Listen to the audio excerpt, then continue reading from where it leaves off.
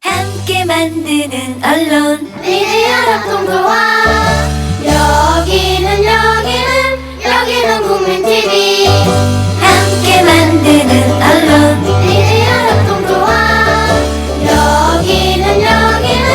여기는 국민TV.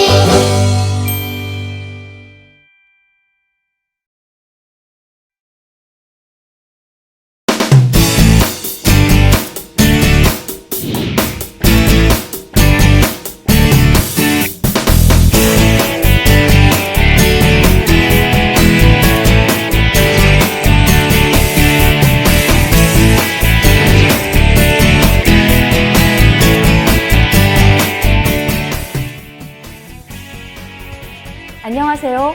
대중문화평론가 황진미입니다. 대중문화의 현상을 콕 집어서 말해주는 황진미의 문콕 토크입니다. 오늘 첫 방송이고요. 오늘은 최신 개봉작 마돈나의 감독님 신수원 감독님을 모셨습니다. 잠시 후에 뵙겠습니다. 밥 생각나는 양념 소스가 있다. 100% 국내산 재료로 오직 좋은 것만 한 곳에 모은 청양고추로 만든 고농축 프리미엄 소스, 찌개 요리, 볶음 요리 모든 것이 하나로 해결되는 만능 요리사. 주식회사 더밥.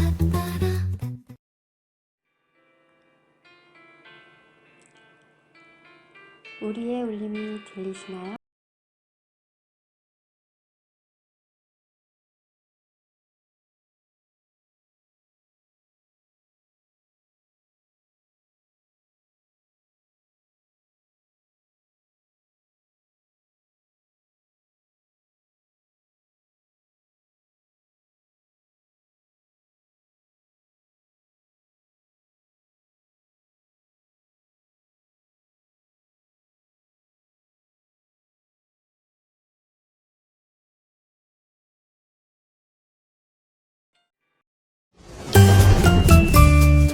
귀로만 듣던 국민TV의 팟캐스트를 이제 보이는 라디오로 시작합니다. 국민TV 광고를 모집합니다. 조합원과 비조합원 여러분, 자신이 속해 있는 기업과 사업체, 그리고 알리고 싶은 모든 것들 다 좋습니다. 광고를 원하시는 분은 신청해주세요. 홈페이지 kukmin.tv, 국민.tv 또는 지역번호 02-3144-0933번으로 연락주세요. 여러분의 많은 참여 바랍니다.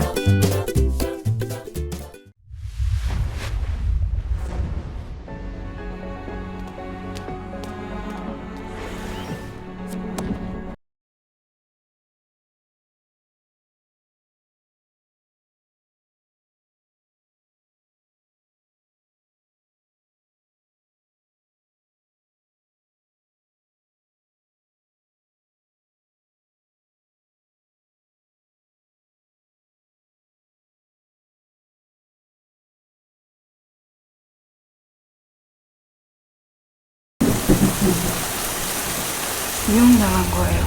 철저히. 내 목소리 들려요? 이제 의식 들어온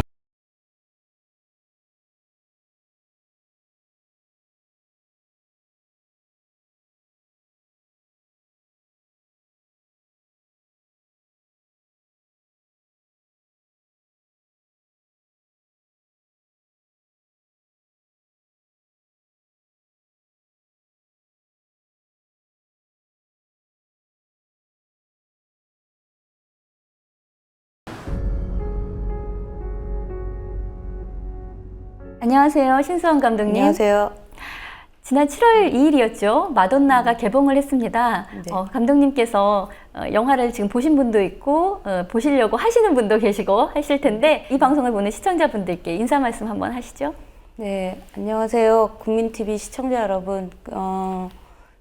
제가 어쨌든 마돈나가 7월 2일에 개봉했는데 조금 상영관 찾기가 좀 쉽지는 않을 겁니다. 좀 약간 어두운 영화기도 하지만 많은 분들이 좀 관심을 가져주셨으면 하는 바람이 있습니다.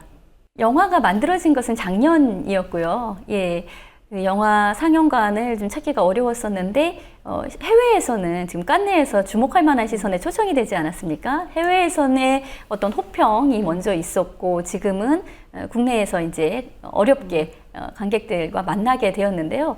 사실 이 개봉에 앞서서 그러니까 개봉의 즈음에서 그 어떤 SNS 상에서의 약간의 논란 같은 것이 좀 있는 것으로 압니다. 감독님께서는 약간의 그 관객과의 소통에 있어서 어떤 섭섭하고 불편한 면들이 좀 있으셨던 것 같은데요. 거기에 대한 어떤 소명이랄까? 하실 말씀이 있으시다면. 네, 사실 그 영화 자체는 굉장히 어떤 밝고 경쾌한 영화가 아니다 보니까 좀 상영관이 대중적으로 많이 잡히지는 않은 것 같습니다. 근데 어쨌든 제가 그래서 좀 안타까운 심정, 약간 이런 거를 좀 사적인 공간에 토로를 사적으로 얘기를 했었는데 좀 그게 뭔가 오해를 일으킨 것 같고 원래는 그런 의도가 이제 좀 아니어서 좀 개인적으로 좀 여러 가지 좀 안타까운 그런 마음이 있습니다.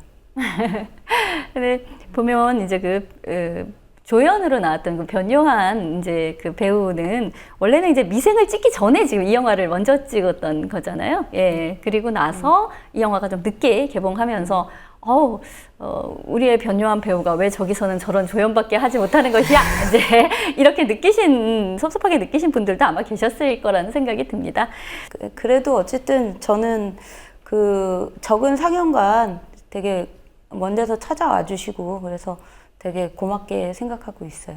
네, 그렇죠. 명왕송도 해외에서 먼저 인정을 받고, 근데 1년 후 해를 넘겨서 이제 개봉을 하고, 이번 영화도 해외에서 먼저 인정을 받고 해를 넘겨서 개봉을 하고, 이런 것이 어쩌면 감독님 영화가 대중과의 소통을 훨씬 더 많이 필요로 하는 그런 점을 말해주고 있는 것은 아닌가라는 생각이 듭니다. 근데 평론가인 입장에서 보더라도 굉장히 우리 사회의 어떤 현안, 자본주의적인 모순, 뭐 이런 것을 명왕성 같은 경우에는 학교에 대한 이야기였고요. 지금 마돈나는 그러니까 생명윤리에 관한 문제, 젠더 섹슈얼리티에 관한 문제 이런 식으로 굉장히 깊숙이 파고들고 있기 때문에 훨씬 더 논쟁적이고 이런 것들이 쉽게 이렇게 아주 편하게 받아들여지기는 좀 어려운 면이 있었던 것은 아닌가 싶습니다. 이토록 논쟁적인 주제에 어떤 탐구해 들어가는 감독님의 어떤 입장이 있으실 텐데요. 예, 원래 뭐 논쟁을 하려고 시작했던 건 아니고요. 제가 명왕성은 아무래도 학교에 오랫동안 있었다 보니까 좀 점점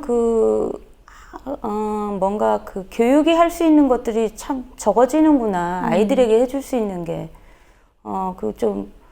뭐라고 해야 되나? 학교의 기능 자체가 약간 입시학원으로 전락해가는 거를 느끼면서 제가 교사로서 굉장히 어떤 정체성의 혼란을 많이 느꼈었어요.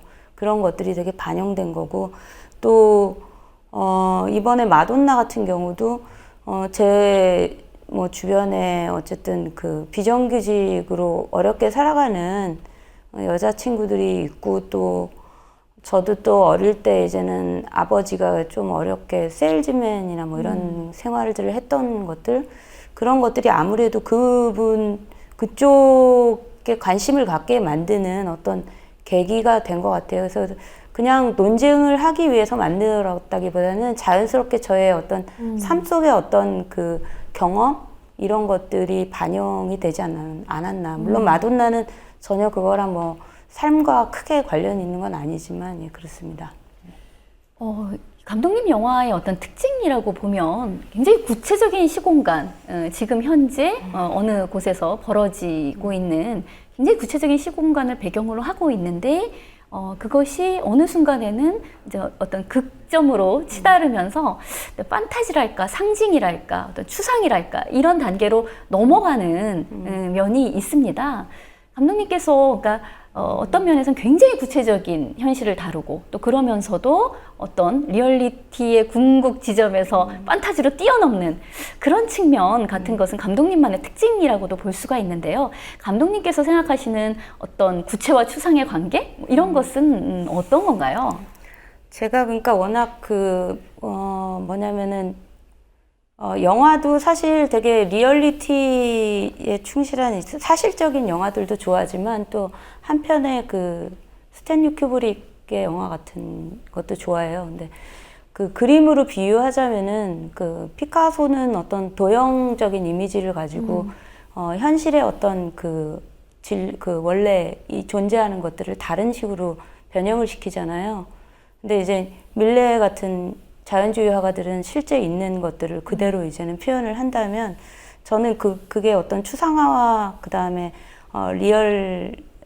구체적인 어떤 리얼리티에 기반한 그런 다른 부분이라고 생각하는데 저는 이제는 어떤 생각이 드냐면 되게 좀 피카소 쪽을 좋아하는 게 아닌가. 그렇지만 그래서 결국 현실의 어떤 일어나는 것들에 주목을 하긴 해요. 왜 그러냐면 저희 옆에 주변에서 매일매일 보게 되는 것들이기 때문에 근데 그거를 최대한 어쨌든 보여주되 어느 순간 어떤 약간 피카소 같은 형태의 그런 뭔가 추상적인 걸로 빠지는 그런 습관이 좀 있는 것 같아요. 예. 예. 근데 대신 좀 경계하는 건 또 개인적으로 어려운 영화를 되게 싫어하고 힘들어하거든요. 그러니까 물론 저도 어려운 영화를 만들었다고 생각하는데 그러다 보니까 어쨌든 결국은 다시는 현실로 돌아오는 약간 이런 형태? 예. 어떤 면에서 보면 굉장히 문학적이라는 생각도 들어요. 근데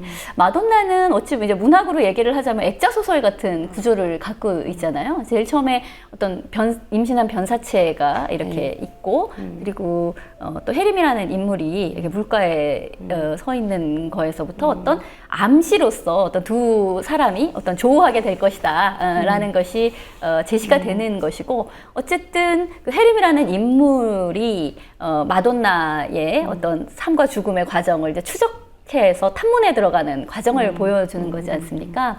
근데 보면 표면에는 이제 마돈나의 삶이 이렇게 쭉 어떤 순환사로 나오지만 사실은 그것을 우리에게 알려주는 여기에서는 어떤 텅 빈 눈을 가진 존재라고 해림이라는 인물이 소개가 되고 있잖아요. 근데 그 인물에 대한 묘사를 하기 위해서 서영이라는 배우와의 교감이랄까? 그 인물을 어떻게 표현하고자 하였는가라는 것이 또 굉장히 중요했을 거라는 생각이 드는데 디렉팅 같은 건 어떻게 하셨나요? 디렉팅은 뭐 크게 한 게 없고 그냥 대사 주고요. 근데 그 텅 빈 눈이라는 거는 되게 그 처음부터 생각했던 게 뭔가 사람들을 저는 좀 눈을 보면 뭔가 그 사람들에게서 느껴지는 것들이 있잖아요. 우리가 눈을 마주쳐서 얘기하고 이러면은 다는 모르지만 저 사람은 어떤 사람이고 이런 게 좀 느껴지는데 해림은 텅 빈 눈을 가졌다고 이제 묘사를 하면서 생각한 게 해림이란 여자는 살아온 어떤 세월에 뭔가 그 상처가 있는데 그거를 양파 껍질처럼 계속 켜켜이 쌓아놔서 자기 방어벽을 굉장히 두껍게 만든 인물로 설정을 했어요. 그래서 그 여자의 집에 가면은 방에 살림도 별로 없고 거의 고시원에 살고 있지 않습니까? 예. 그래서 어쨌든 그런 인물. 그래서 뭐라고 하냐면은 방도 뭔가 텅 빈 방일 것 같고 공허함? 이런 것들이 존재하는 거죠. 대신에 그냥 봤을 때는 그냥 여자처럼 보이지만 눈을 들여다 봤을 때 거기서 뭔가 텅 빈 거를 경험하게 되는 그 관객들이 같이 좀 봐줬으면 했고 디렉팅 별로 주문할 것 없이 서영이 씨가 되게 눈빛이 되게 좋아요. 좋고 또 되게 감정이 많으신 분이에요. 감정이 오히려 굉장히 풍부하셔요. 그렇죠. 그래서 어떤 때는 감정에 휩싸여서 막 우시고 그런데 우시는데 또 눈물을 닦으면 또 다른 느낌이 나와요. 예, 그런 그 미묘한 지점들이 있더라고요. 그래서 저는 그냥 업어갔습니다. 텅 빈 방, 그 텅 빈 눈. 캐스팅을 아주 잘하신 것 같다는 생각이 드네요. 저는 고맙죠. 예. 이 작은 영화 해주셔서 정말 감사하고 있습니다. 마돈나는 이 자체로도 그냥 뭐 안락사, 장기 이식 이런 것만으로도 이게 굉장히 논쟁적일 수밖에 없는 어떤 생명윤리의 어떤 현안이잖아요. 근데 이것이 이제 더 이 자본이라는 것과 만났을 때 벌어지는 어떤 아이러니 같은 것을 이제 극명하게 보여준다고 볼 수가 있거든요. 그러니까 뭐 어떤 사람은 절대로 죽을 수가 없다. 왜냐하면 그 사람의 돈 때문에 죽어도 절대로 죽을 수가 없다. 이제 이런 사람이 있는 것이고 또 어떤 사람은 임신한 체의 무연고자인 사람은 두 사람의 생명이 거기에 있음에도 불구하고 사실은 돈 때문에 사실 이 사람은 죽어야 한다라는 이 두 가지의 아이러니가 이 안에 아주 절묘하게 교차되어 있다는 생각이 들어요. 그리고 그 VIP 병동이라는 곳에서 일어나는 일들 같은 것도 영화를 보면서 저도 이제 의사이기도 합니다만 영화를 보면서 굉장히 절묘하게 묘사가 되어 있구나라는 생각이 들었는데 이거를 위해서 어떤 VIP 병동에 대한 어떤 나름의 어떤 취재 과정이라든가 이런 것이 있었나요? 아니요, VIP 병동은 취재가 힘들어요. 네. 그렇죠. 네, 취재가 힘들고 대신에 제가 그 예전에 나왔던 뭐 기사들 이런 거 보고 또 병동에 대한 거는 뭐 그 VIP 병동에 꼭 근무하셨던 분이 아니어도 이제는 그 병원 쪽에 계셨던 분들한테 조금 팁은 구했지만 그 정보 공개가 안 되기 때문에 자세한 건 모르고 대략 이제는 거기가 되게 밀폐된 공간이고 또 진짜 그 특별하신 분들만 오는 곳이고. 그렇죠. 예, 물론 저는 제 이야기는 되게 가상의 어떤 설정이고요.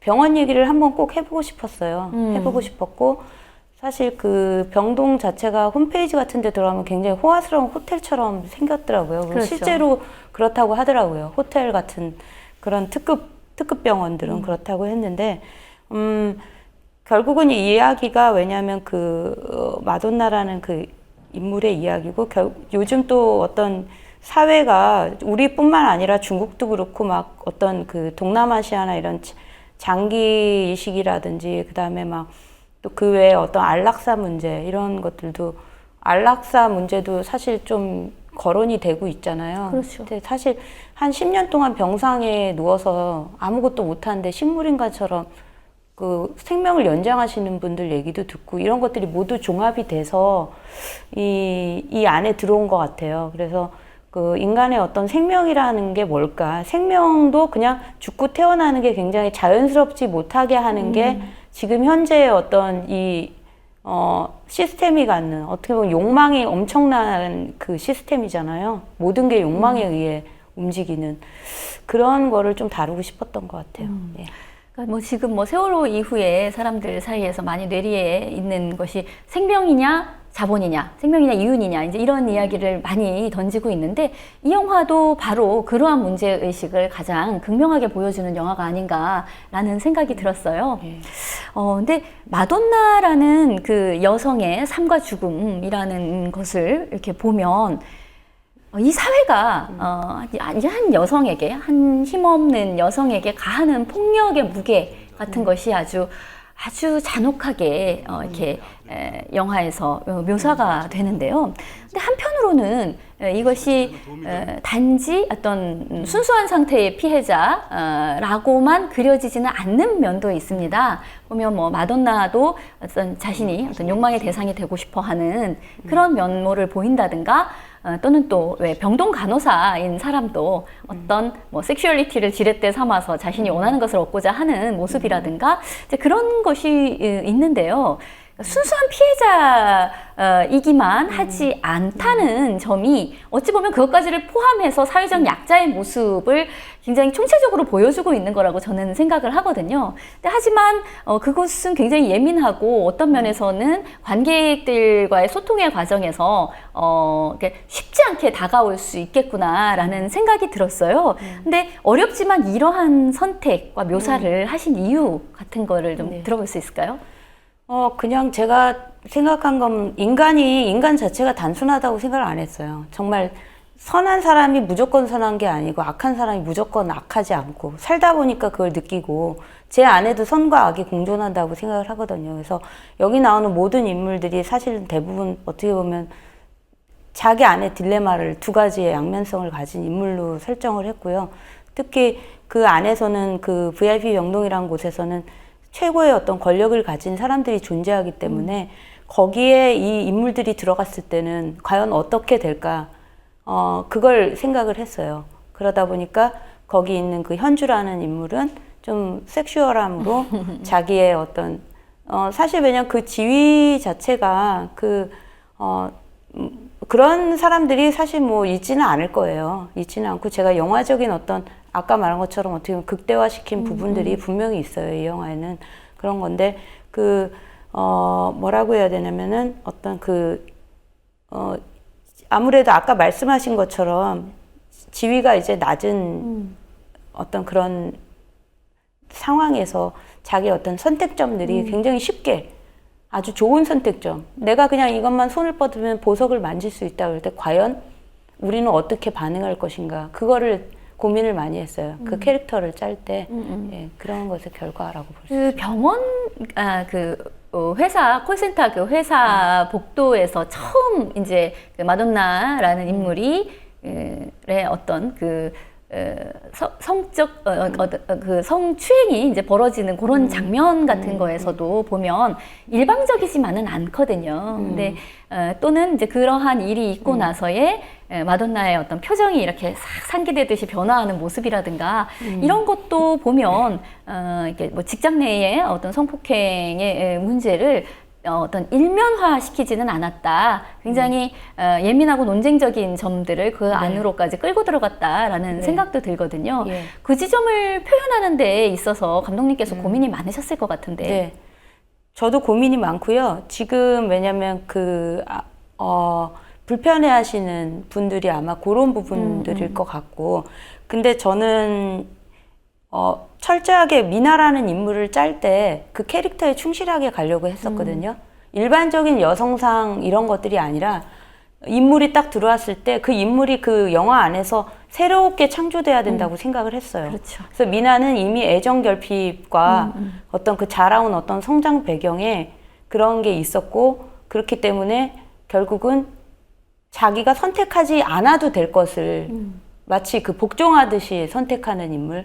그만큼 기댈 언덕이 없는 그런 인물로 설정을 했기 때문에 그렇게 간 거지. 그게 저는 어떤 지금 약간 오해를 받는 일반적인 여성들, 제가 약간 어떤 어떤 마초적인 속성을 갖고 있어서가 아니라 그 인물 미나라는 캐릭터를 놓고 봐줬으면 하는 바람이 있습니다. 왜 그러냐면 일반적인 여성들, 밝고 명랑한 여성들을 가지고 영화를 만들 수도 있는 거죠.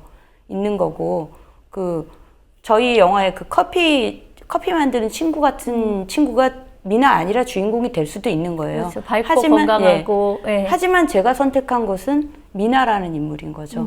예, 그 차이 점에서 이렇게 생각을 하시면 되지 않을까. 네. 굉장히 인상적이었던 어떤 그 대사에 그런 게 있었거든요. 그러니까 마돈나가 이렇게 막 화려한 치장을 한다든지, 막 이렇게 폭식증처럼 많이 먹는다든지 할 적에 왜 그러느냐라고 이제 물어봤을 적에 이렇게라도 하지 않으면 내가 아무 존재도 아닌 것처럼 느껴진다라는 그런 이야기는 보면은 너무나 이 자존감이 떨어져 있는 상태의 사람을 이제 보여주는 거라고 생각이 들었거든요. 이제 그런 것이 굉장히 안타깝고 이러한 사람이 을 위해서 사실은 좀 더 많은 어떤 돌봄과 보살핌이 그 안에 있어줬어야 됐을 텐데 그렇지 못하고 오히려 더 어떤 심각한 가해와 폭력이 거기에 이제 기다리고 있는 거지 않습니까? 근데 보면 첫 번째 직장에서 그리고 두 번째 직장에서 사실은 지위가 낮아질수록 그 성폭행의 강도와 2차 가해의 양상은 더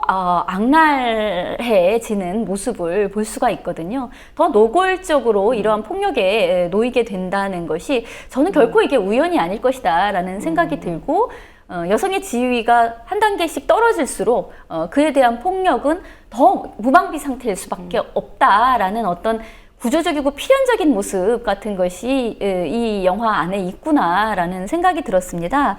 근데 감독님께서 생각하시는 이제 이 영화의 굉장히 어떤 중요한 대목이라고 볼 수 있는 그 직장 내의 성폭행 또는 이것은 사실은 남성 중심적인 사회 안에서의 약자인 여성이 겪게 되는 온갖 종류의 폭력을 사실 응축하고 있는 거라고 생각이 들거든요. 거기에 대해서 사실 이 영화의 주제와 방점이 여기에 찍혔다고도 볼 수가 있을 텐데요. 감독님의 어떤 소감? 네, 그런 건데 제가 좀 뭐냐면은 영화를 딱 보면서 그런 부분들이 사실 사회의 어떤 한편에선 일어날 수 있는 것들이잖아요. 그리고 실제로 제가 여기에 관심을 갖다 보니까 길거리에서 항상 그 여자 노숙자들을 더 보게 되고 그렇더라고요. 그러면 진짜로 영화를 오히려 만든 이후에도 더 많이 본 게 아침마다 정말 야한 옷을 입고 길거리 그냥 아무것도 없이 항상 돌아다니는 그런 여자분도 본 적이 있고, 저 사람은 뭐 하는 사람일까? 눈이 풀려 있어요, 이미. 영혼이 망가져 있다라는 그런 느낌? 그런 것들을 보면서 어쨌든 그냥 자연스럽게 이렇게 이 이야기들이 그런 그 어떤 극한점으로 인물을 몰고 가게 된 것 같아요. 그러니까, 뭔가, 의도가 있었을지도 모르겠지만 제가 보았던 길거리에서 지하철에서 그 사람들을 보면서 저 인생이 왜 저렇게 됐을까라는 어떤 그런 게 이렇게 가게 만드는 팬이 그렇게 가게 만들고 그 인물들이 자꾸 이렇게 나락으로 떨어지는 절망의 어떤 늪으로 그렇죠. 예, 그렇게 가게 된 것 같아요. 마돈나라는 인물은 보면은 어찌 보면 굉장히 무능하고 나약해서 이제 폭력의 피해자가 쉽게 되는구나, 좀 쉽게 사람들에게 속는구나 이런 생각도 들지만 한편으로는 정말 극단적인 상황에 몰렸을 때는 어떤 마지막 저항의 한방 같은 것이 있거든요. 그런데다가 이제 마지막까지 어떤 자신의 어떤 생명의 끈을 놓지 않고자 하는 그런 강인함 같은 것도 있고요. 그리고 사실은 이것도 하나의 어떤 논쟁의 지점이 될 수도 있을 텐데 그렇게 극한의 상황에서도 어떻게 그 자기 아이를 지키고자 하는 그런 모성 같은 것은 굉장히 이 사람에게 높게 보인다는 점이죠. 이런 어떤 마돈나의 캐릭터, 성격 같은 것은 감독님께서 어떻게 착안하고 만들어 가시게 된 건가요? 그러니까 뭐라고 해야 되냐면 매일매일 얻어맞던 사람도 어느 순간 누군가를 정말 분노를 표출하는 어떤 순간이 있을 거라고 생각을 했어요. 그게 분노의 형태일 수도 있고 살려는 어떤 욕망, 의지일 수도 있는 거잖아요. 그래서 마돈나라는 그 인물이 미나라는 인물이 점점 나락에 떨어져서 정말 저는 어떻게 설정했냐면 이 사회가 이제는 인간이 정말 쓰레기통에 처박아둬도 이렇게 모르겠구나. 쓰레기통에 진짜 묻혀 있어도 약간 그런 생각을 할 때가 있어요. 근데 그래서 그랬을 때 정말 쓰레기 같은 존재가 돼버린 거잖아요. 미나가. 그랬을 때 과연 그래도 인간이면 죽기 전에 지나가는 뭐라도 물든지 아니면은 구원의 손길이라도 요청하든지 쓰러졌지만 일어나려고 하는 게 있지 않을까. 그런 어떤 마지막에 어떤 촛불이 꺼지기 전에 어떤 의지? 예. 그거를 좀 생각하면서 썼어요. 예. 희망이라기보다는 의지. 인간이기 때문에 사물이 아니잖아요. 예. 밟으면 꿈틀하게 네. 되는. 네. 근데 보면 그 마돈나라는 그 인물을 굉장히 입체적이고요. 우리가 일상에서 쉽게 뭐 어제도 보고 오늘도 본다? 물론 보았어도 우리가 별로 생각하고 싶지 않았던 어떤 측면을 가지고 있는 그런 정말 변방에 놓이게 된 이제 그런 여성일 텐데 이런 경우에 이런 인물을 표현하기 위해서 배우의 어떤 고충이랄까? 그런 것이 굉장히 심했을 거라는 생각이 드는데 지금 이 권소연 배우는 스크린에서는 신인이거든요. 그러니까 이런 신인 배우를 캐스팅하면서 고민도 많으셨을 것 같은데 저는 이 배우의 연기가 굉장히 훌륭했다는 생각이 들거든요. 감독님께서는 이 배우와의 어떤 처음에 캐스팅을 하게 되고 그 이후에 디렉팅을 하는 그 과정에서 어떤 점을 느끼셨나? 예, 일단은 뭐냐면은 사실 원래 폭식증이 있는 친구이기 때문에 몸집이 이렇게 있어야 되는 배우였고, 그래서 일반 다른 배우들은 사실 거의 다 날씬해가지고, 예, 일단은 몸이 몸을 죄송하지만, 예, 어쨌든 배우분께는 미안하지만 사실 약간 그때 통통했거든요. 그리고 얼굴이 가진 그 되게 여러 가지가 표현이 가능할 것 같더라고요.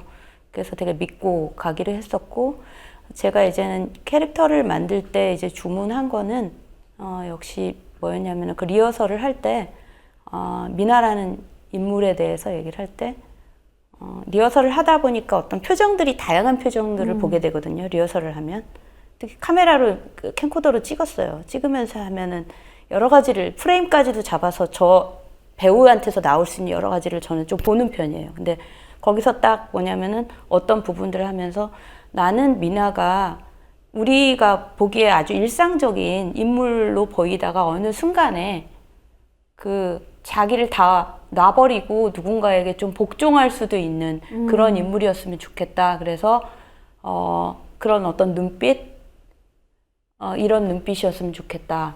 이런 식의 주문들을 했어요. 그래서 그게 영화에 사실 어느 부분들에 좀 반영이 되어 있고 그런 좀 왜 그러냐면 신인이고 또 뮤지컬 연기는 굉장히 좀 크잖아요. 큰 무대에서. 그리고 사실 저희처럼 카메라가 깊이 들어가는 게 아니잖아요. 가까이 들어가는 게 아니기 때문에 그런 부분에서 뭔가 서로 좀 얘기를 많이 나눴어야 됐거든요.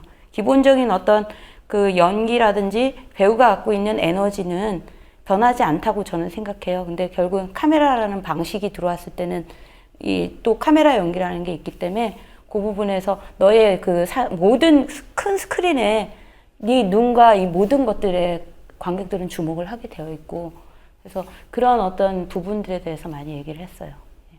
이 영화는 어찌됐든 어떤 여성의 어떤 순환을 보여주는 것이기도 하고 여성주의적인 많은 어떤 논쟁점들을 이 안에 가지고 있거든요. 그래서 여성주의 문제에 관심이 많은 사람이라면 이 영화를 눈여겨보고 거기에 대한 어떤 코멘트를 할 만한 것들이 굉장히 많다고 생각이 들어요. 근데 한편에서 이제 이 영화에 대해서 대단히 불편하다라고 이야기하는 것 중에 하나가 그 모성이라는 것이 이렇게 절대적으로 주어지는가라는 것을 질문하시는 분들이 많습니다.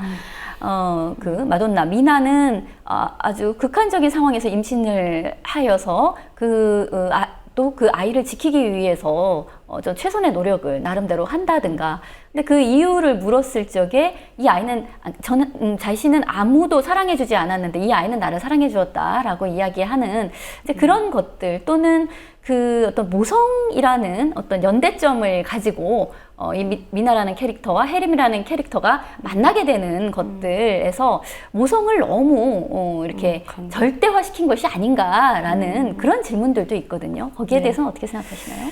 예, 그런 요소들이 분명히 있고요. 있고 또 뭐 마돈나라는 이름이 갖는 그게 그렇죠. 또 성모 마리아라는 의미도 있기 때문에 피해갈 수 없다고 보고요. 하지만 모성을 강조한 영화는 절대 아니고요. 전체적인 어떤 틀에서 어떤 이 세계의 욕망의 시스템 안에서 살아가는 인물들에 대한 그리고 특히 그 미나와 해림이라는 여자들이 처한 이야기를 하다 보니까 결국은 이젠 나중에 어떤 모성이 일부로 들어가지만 저는 그걸 신화시키려고 생각하지는 않았어요. 가장 제가 우려했던 부분이 스포일러가 될 수 있겠지만 그 마지막에 그 미나의 선택점 그게 저한테 엄청난 고민이었어요. 그 아이를 죽여야 될까 살려야 될까. 예. 그랬는데 제가 그래서 사실 시나리오를 더 가지를 못했어요. 저는 죽여야 되는 게 맞다고 생각을 했었어요, 처음에.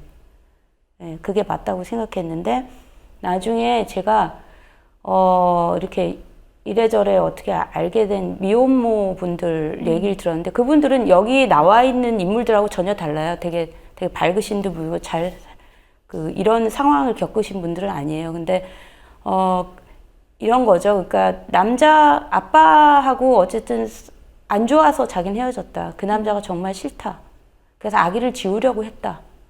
병원에 갔는데 초음파를 보고 발길을 돌려 나왔다. 하나의 생명이 내 뱃속에서 자라고 있는데 그거를 사실 죽이고 싶었다. 왜냐하면 그 남자를 정말 싫었기 때문에. 하지만 아이가 점점 자라면서 아빠를 잊어먹게 된다고 하더라고요. 그게 굉장히 신기했어요. 신기했고 또 제가 그래서 여러 사례들을 외국 사례까지 다 조사를 해봤더니 실제 외국에서는 이런 미나와 같은 경험이 있는데 그 아이를 선택한 그 여자의 어떤 인터뷰 이런 것들도 봤어요.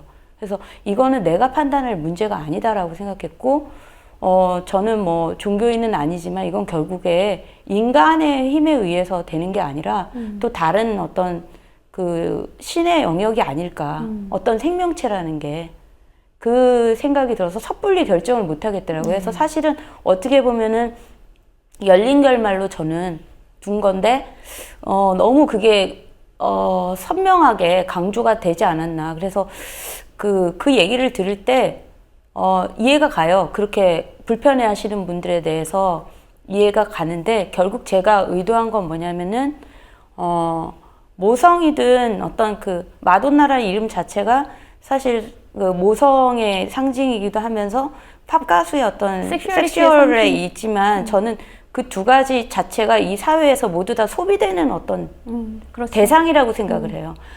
여성을 그 두 가지만으로 결정할 수 없는 것이고 어떤 그 여성이기 전에 어떤 인간이면서 여성이란 독특함이 있는데 그 넓은 사실 카테고리를 가지고서 그걸 생각하면서 영화를 만들었는데 제가 아무래도 영화를 좀 잘못 만들었나 예, 이런 생각이 들 정도로 좀 어떤 논란이 되는 것들이 저는 뭐 네. 그렇게 보지는 않았어요. 네. 그리고 특히 굉장히 이제 어려운 문제이다라는 것은 이제 동의를 하는데 이제 모성을 절대화시켰다라고 저는 보지는 않았습니다. 그리고 그 해림과 이 미나가 이렇게 조우하게 되는 그 접점도 꼭 모성이라기보다는 약자와의 연대 같은 걸로 이제 저는 읽었거든요. 또 보면 그 미나가 결국 거리의 여자가 되었을 적에 거기에서도 그 여성들이 어떤 조건 없이 잠자리와 일거리를 결국은 이렇게 나누지 않습니까? 제공하는 이제 그런 모습 같은 것을 통해서도 저는 어떤 극한에 이렇게 소외된 사람들끼리의 어떤 모종의 희미한 끈 같은 것이 결국은 이들을 서로 만나게 하는 그런 지점이 되는 것은 아닌가라고 저는 읽었기 때문에 이 영화가 꼭 모성을 절대화하고 있다 이렇게 보지는 않았습니다. 이 영화 보면 그 마돈나의 학창 시절이 아주 짧게 나오고 있거든요. 보면 결국은 시작은 어디서부터였을까라는 것을 이제 따져 보았을 때 학창 시절 어떻게 해서 학교를 그만두게 되었나, 학교에서는 어떻게 있는 듯 없는 듯한 인물이었다라는 식으로 이렇게 묘사가 되는. 근데 그거 보면 참 안타까워요. 거기에서의 어떤 그 교사는 굉장히 무심결에 어떤 행동을 한 거였을 텐데 이제 그런 것이 이 아이의 일생의 어떤 문제의 어떤 단초를 제공하는 거였을 수도 있다는 생각이 들거든요. 근데 감독님께서는 이제 교사 생활을 하신 그런 경험도 있으시기 때문에 학교 안에서의 일들에 대해서 남다른 생각이 있으실 거라는 생각이 들어요. 네. 그러니까 이 어떤 짧지만 마돈나의 학창 시절을 그린 거에 대해서는 어떤 마음이셨나요? 아무래도 그런 친구들이 있었고요. 제가 있을 때도 부모로부터 완전히 방치된 아이들도 있었고 심지어 뭐 좀 극단적인 상황까지 간 말씀은 못 드리겠지만 그런 친구들을 실제로 봤었고 결국 이 어린 아이들도 좀 보호받지 못하는 이런 것들 그런 것들이 있었고 미나라는 인물은 그래서 그 어릴 때 사실 이렇게 옛날에도 그렇잖아요. 그 머리 지금은 그런 규제들이 거의 없어요. 근데 미나의 어렸을 때는 어쨌든 이런 갈색 머리면은 무조건 염색했다. 염색해와라. 예, 뭐 이랬고 머리도 사실 단속했잖아요. 길이도. 그랬는데 그런 친구들이 있었고 또 시나리오 작업 모니터링 과정에서 한 친구가 자기 반에 있었던 머리가 정말 거의 금발에 가까웠던 친구 얘기를 해줬어요. 예. 그러면서 거기서 조금 아이디어를 얻었고 그 아이가 맨날 맞았고 뭐 이런 것들 그런 있었고 예, 그러다 보니까 그 인물을 예. 그 이제 선생님이 그렇게 무심하게 그렇게 대했던 것도 있지만 사실은 한 아이는 그것을 지켜보고 있었지만 네. 끝까지 어떤 말을 걸지 못하는 장면으로 이제 이렇게 끝이 나지 않습니까? 그런 거에서도 정말 이렇게 한 사람이라도 거기에 대해서 발언을 해주었더라면 또는 거기에 대해서 어떤 아픔을 공감을 했더라면 하는 그런 안타까운 순간들 같은 것이 많이 있어요. 이 영화를 저희 나라 자체가 굉장히 집단주의 문화라는 게 있어서 그 학교도 그렇잖아요. 왕따 학생이 생기는 이유도 어떤 그런 집단주의적인 문화거든요. 그래서 왕따 학생이 생겼을 때 그 아이를 보호하면 그 아이도 왕따가 돼요. 예. 이런 어떤 문화들. 그래서 참 묘한 문화인데 그런 부분들이 반영이 된 거죠. 거기에도. 예. 저는 이제 이 영화가 뒤로 갔을 때 굉장히 격렬해지는 어떤 윤리적으로 격렬한 문제를 향해 치달아가지 않습니까? 근데 어쨌든 누가 죽고 누가 살 것인가에 대한 어떤 결정이 있어져야 되는 것인데 아까 감독님께서는 아이를 살려야 하는가에 대해서 많은 고민이 있었다라는 말씀을 하셨는데요. 어쨌든 저는 이제 이 영화에서 해림이라는 인물이 어쨌든 결단을 하지 않습니까? 그 안에 많은 사람들이 심지어 사회적으로 봤을 때 멀쩡해 보이는 의사라 할지라도 그 시스템 안에서는 그냥 무력한 피해자가 되기도 하고요. 무력한 방관자 이제 이런 상태에 놓이게 되는데 그 해림이라는 인물은 표면적으로 보았을 때는 사실은 굉장한 범죄를 저지른 거일 수도 있거든요. 그러니까 애초에도 그냥 세속적인 눈으로만 본다면 범죄자로부터 출발해서 사실은 범죄자로 끝난다라고도 볼 수가 있는데 영화를 보는 과정 중에는 그런 생각이 들지 않거든요. 범죄자라기보다는 오히려 윤리적인 주체 혹은 윤리적인 영웅, 가장 영웅적인 마지막 결단을 행하는 사람이기 때문에 이 영화에서의 정말 그 해림이라는 사람이 앞서서의 텅 빈 눈을 가진 사람이었다가 그 이후에 어떻게든 뭔가 달라지는 것을 보여준다라는 생각이 들었거든요. 그러니까 너는 싸구려 동정심이 없는 사람이야 라고 그렇게 얘기됐다가 사실은 가장 큰 동정심을 발휘하게 되는 동정심 그 이상의 것을 발휘하는 사람이 아닌가라는 생각이 들었는데 해림의 삶은 그렇다면 앞으로 어떻게 되는 걸까? 물론 이것은 거기까지는 전혀 얘기하고 있지 않지만 네. 감독님께서 나름 생각하신 것은 어떤 걸까요? 글쎄요. 되게 어려운 질문인데 그 이유를 생각 안 해봐서. 근데 다만 그건 있었어요. 그 해림이라는 인물이 굉장히 능동적인 인물은 아니잖아요. 물론 원래 그 시나리오에 뭐가 있냐면 그 공장 남자를 죽이는 장면이 있었어요. 네. 복수죠. 예. 그래서 사실 그걸 넣었으면 아마 지금 현재의 어떤 논란, 모성을 강조했다는 논란 이런 것들이 없었을 것 같은데, 예. 예. 근데 제가 그 장면을 찍어놓고 편집에 넣지를 않았어요. 예. 이유가 뭐냐면 과연 우리가 해림이라는 상황이 됐을 때 그렇게까지 갈까? 이 소시민이잖아요. 힘없는 그 소시민의 선택은 그렇게 큰 영웅적인 액션이 아니라 결국 뭐냐면은 그 한 사람을 작게라도 구원을 해줬을 때 이 세계가 그 구원을 받은 다른 사람이 또 다른 한 사람을 또 구해주는 그렇죠. 이 작은 손길로 끝나야 된다고 생각을 했어요. 네. 그래서 그 이후에 그냥 버스 타고 가면서 그 웨딩 그 사진을 보지만 그게 뭔가 사실 크게 웃는 것도 아니고 뭔가 약간 슬픔과 여러 가지 어떤 복합적인 그런 살짝 아마 원래는 웃는 것 넣었다가 없앴어요. 예. 알 듯 모를 듯한 예. 이런 식으로 그냥 사라지는. 예. 그렇게 설정했습니다. 저는 감독님 말씀에서 어떤 더 굉장히 좋은 느낌이 드는 것이 우리가 작은 손길, 작은 도움, 작은 윤리적인 결단 같은 것을 통해서도 조금씩 이 사회가 나아질 수 있다. 이제 그런 말씀이신데 저는 그 변요한 씨가 그 연기한 그 캐릭터의 경우에도 어찌 보면 가장 평범한 사람이 놓이게 되는 그런 위치가 아닌가라는 생각이 들거든요. 네. 어떤 구조 안에 들어갔을 때 그런 어마무시한 어떤 부조리 같은 것을 목도하게 되는데 거기에 대해서 대부분의 사람들은 그렇게 적극적으로 저항하지는 못하거든요. 근데 그렇지만 무엇이 옳고 그르다 정도는 계속해서 끝까지 가져가지 않습니까? 이 사람이. 네. 그러면서 마지막 순간에 이 사람도 어떤 방식으로든 선을 행하게 되는 작지만 그 안에서의 어떤 저항 같은 것이 굉장히 돋보인다는 생각이 들었는데 변요한 배우의 어떤 호연을 보러 오신 분들은 저는 그 대목을 좀 유심히 봐주셨으면 좋았겠다라는 생각이 드네요, 정말. 예, 그러니까 그 대목을 또 좋게 보신 분들도 많이 있어요. 많이 있고 또 그래서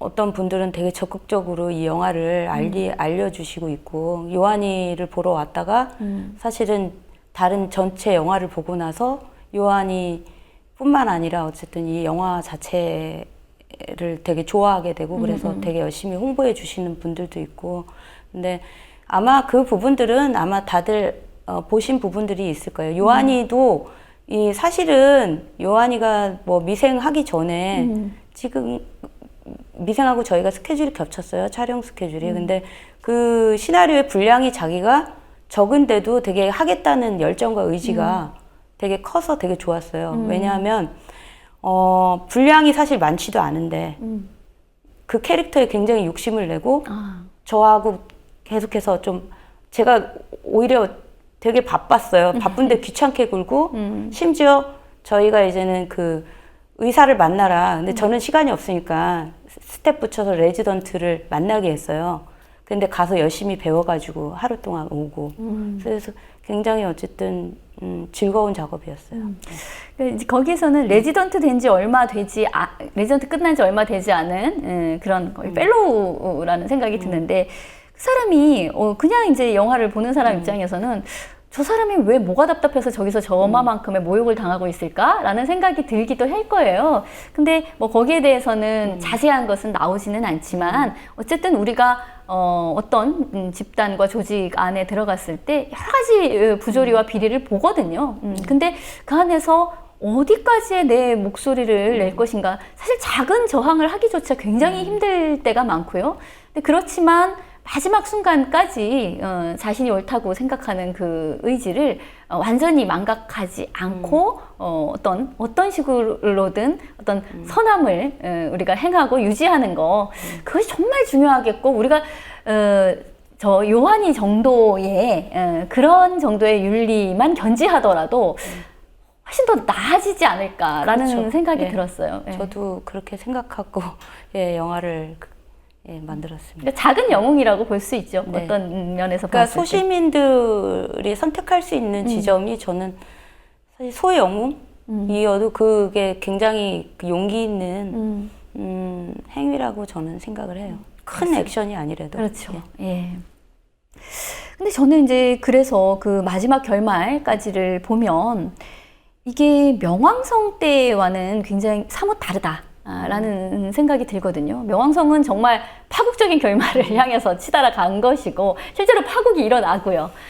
근데 마돈나의 경우에는 어떤 파국점을 지나서의 어떤 구원의 이미지 같은 것이 있거든요. 장편 데뷔작이었던 감독님의 그 레인보우 같은 영화는 보면은 나름 허허실실의 희망 같은 것이 있어요. 근데 거기서의 희망은 어떤 정면 돌파하고는 좀 다른 방식의 어떤 우회적인 희망, 뭐 옆에 다른 길이 있었네 같은, 그러나 결국은 잘 됐네 뭐 이런 것이었는데 그거에 비한다면 지금 마돈나가 보여주고 있는 어떤 절망과 희망의 변증법 같은 정말 바닥을 치고 다른 방식으로 솟아오르는 그런 희망의 어떤 극점이 있거든요. 그러니까 이런 것을 보면 감독님께서의 어떤 인생관 이런 것이 어떤 변화가 있는 건가? 왜 이렇게까지 용감하게 정면 승부를 건 것일까? 어떤 구원, 심지어 종교적인 구원이라고도 얘기할 수 있는 그런 것을 대단히 용감하게 선택하지 않았나? 그런 생각이 들었는데요. 저는 사실 희망이라기보다는 희망으로 선택했다기보다는 저는 원래 약간 회색주의자, 허무주의자라서 뭔가 결정을 딱 하는 것보다는 여지를 남겨두는 게 좋다고 생각을 했어요. 예. 그냥 끝내는 것보다는. 그러니까 명왕성을 하고 나니까 물론 명왕성에서도 뭔가 그 인물의 결정이 중요하다고, 주인공의 결정이 중요하다고 생각을 했어요. 내가 주인공이라면이라고 바꿔서 생각해서 한 건데 요번에는 조금 뭐라고 해야 되나? 다른 생각이 들더라고요. 예. 그 희망이 아니어도 그 아이가 태어난 게 그 중간에 그 남자가 말한 것처럼 태어난 인생이 별로 좋지 않을 수도 있어요. 예. 그렇지만 그거를 결정하지 않아야 되겠다라는 생각을 했어요. 그래서 희망이 될 수도 있고 안 될 수도 있지만 그거는 뭔가 이거야라고 제가 보여주는 것보다는 결국은 그 관객들의 몫인 것 같아요. 그걸 어떻게 받아들이냐는. 예.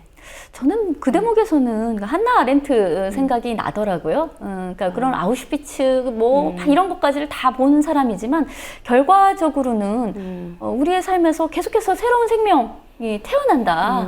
그것이 그냥 희망일 수 있지 않느냐. 그냥 들으면 굉장히 나이브한 이야기인데 이 영화 속에서의 그 한 생명의 탄생이라는 거는 그만큼의 아우슈비츠에서의 겪은 이후에도 생명이 태어난다라는 것 정도의 그런 어떤 농도를 지닌 희망이 아닐까라는 생각이 들었어요.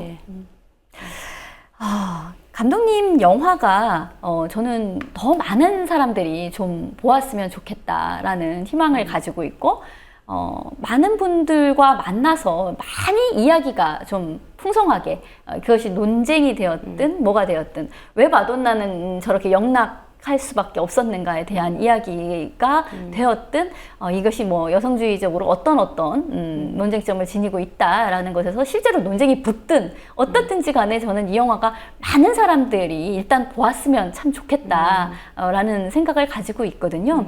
그래서 오늘 그 마돈나라는 영화를 가지고 일반 공중파나 이런 데에서는 보통 한 10분 이런 식으로 짧게 그냥 개괄적인 이야기만 보통 인터뷰를 할 텐데 거의 많은 스포일러까지를 포함해서 영화에 대해서 굉장히 심도 있는 질문과 대답을 들어봤습니다. 감독님 마무리 멘트 한번 해주시죠.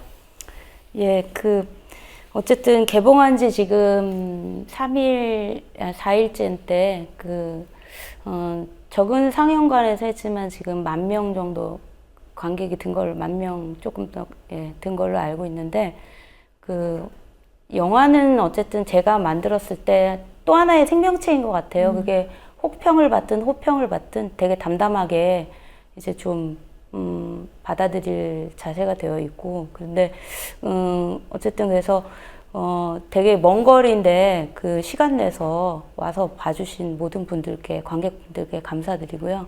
그리고 제 바람이 있다면 지금 걸려있는 상영관에서 조금 더 오랫동안이라도 걸려서 사실 저희 영화에 함께 참여하신 스텝 배우분들 되게 어렵게 찍고 또 저희 도와주신 투자해 주시고 배급해 주시고 이런 여러 분들한테 조금이라도 좀 손해는 안 끼쳤으면 손해가 아니래도 그래도 그분들이 가서 저희 스태프들 중에서는 진짜 나 마돈나 했으면은 그래 마돈나 했어? 이 정도라도 자기의 어떤 존재감을 확인할 수 있는 영화였으면 배우분들도 그렇고 배우분들도 사실 개런티 많이 받지 않고 했는데 돈은 못 벌더라도 저희가 좀 그래도 완전히 그냥 잠깐 나왔다가 잊혀지는 영화 그러지는 않았으면 좋겠습니다.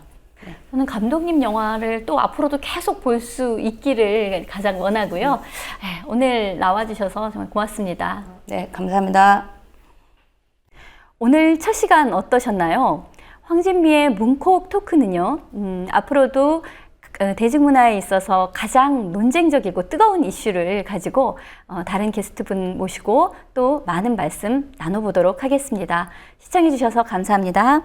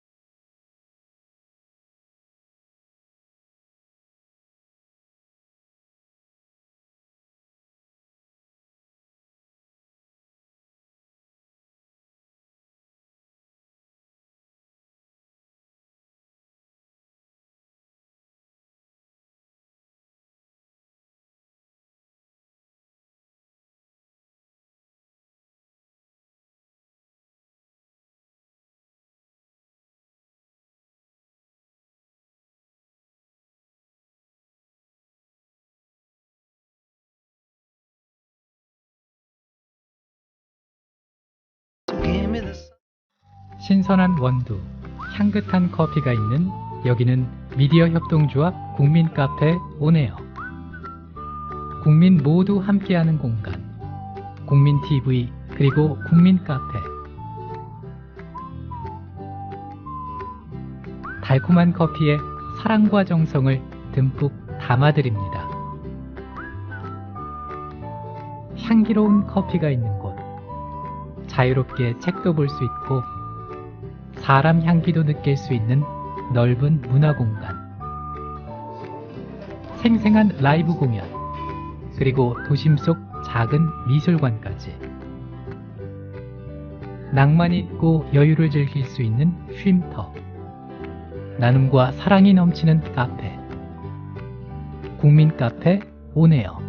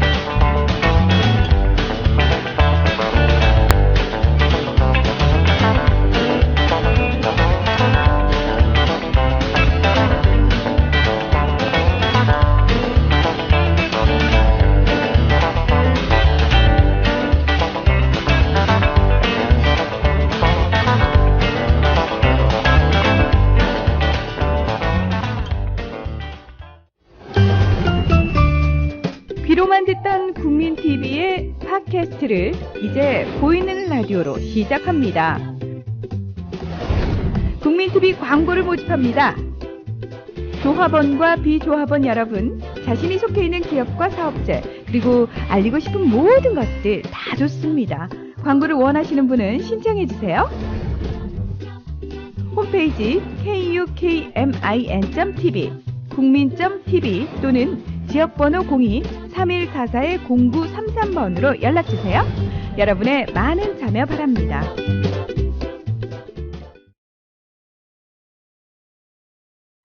우리는 국민TV 조합원. 보기만 해도 힘이 나는 조합원. 다 함께 만나볼까요?